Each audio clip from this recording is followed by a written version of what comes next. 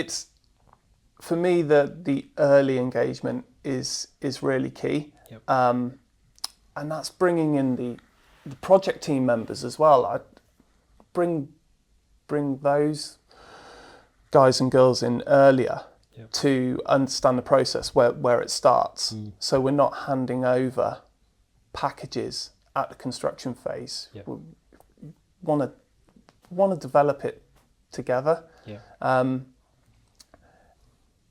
And it's that proactive approach is come and share your problems before it's been built. Let's thrash this out and have a look over the table. And it's interesting. Your technical team, have you thought about this?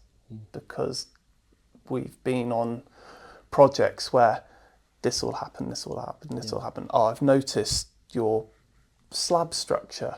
You've gone for the crinkly tin. The tested details are limited on that. We've got this and this one. And it's that bouncing of ideas with the right people, with the right knowledge.